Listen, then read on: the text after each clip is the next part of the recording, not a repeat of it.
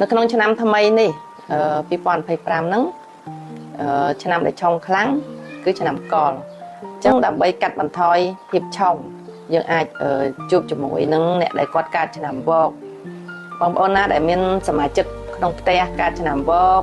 ឬក៏មិត្តភ័ក្តិគាត់ឆ្នាំវកអាសាជួបគាត់ទៅចែកគ្នាញ៉ាំកាហ្វេមួយគ្នាឲ្យបានច្រើនគាត់អាចកាត់បន្ថយធម៌ពលឆុងរបស់យើងប៉ុន្តែបើសិនជាយើងអត់មានអ្នកកើតឆ្នាំវកទេ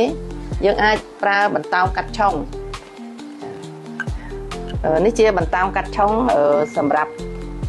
ឆ្នាំថ្មី2025ហេតុអីខ្ញុំអត់បើកវាដោយសារថាមពលនៅក្នុងបន្តោងហ្នឹងគឺมันអនុញ្ញាតឲ្យយើងបើកនៅមុនពេលវេលាដែលល្អទេ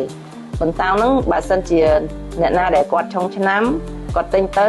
គាត់ទុកតទៅដល់ថ្ងៃដល់ពេលវេលាដែលត្រូវបើកប្រើបានឲ្យបើកបើកាលណាយើងបើកមុននៅក្នុងពេលវេលាអត់ល្អបានន័យថាយើងទទួលនៅធម៌ពលមិនល្អ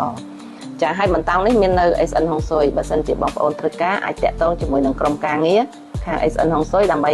ជាវបន្តោងហ្នឹងយកទៅប្រើបានក្នុងឆ្នាំ2025ហើយក៏មានចែកជូន free នៅ sticker កាត់ឆុងហើយនឹងពេលវេលាសម្រាប់ពាក់បន្តោងនៅពេលដែលបងប្អូនជាបន្តោងទៅនឹងមានចែកពេលវេលាដែលត្រូវពាក់បន្តោងហ្នឹងថាត្រូវពាក់ថ្ងៃណាម៉ោងណាចាបងប្អូនណាមានចម្ងល់ដែលពាក់ព័ន្ធនឹងហុងស៊ុយអាចសួរបានដោយសារថ្ងៃនេះយើង live លើកដំបូងអញ្ចឹងអត់ប្រើពេលយូរទេតែជា5នាទីអីទៀតអាចនឹងបិទហើយយើងជួបគ្នាម្ដងទៀតនៅពេលយប់នេះម៉ោង7កន្លះយប់នឹងមានចែករំលែកអ្វីដែលពាក់ព័ន្ធជាមួយនឹងរាសីនិងហុងស៊ុយ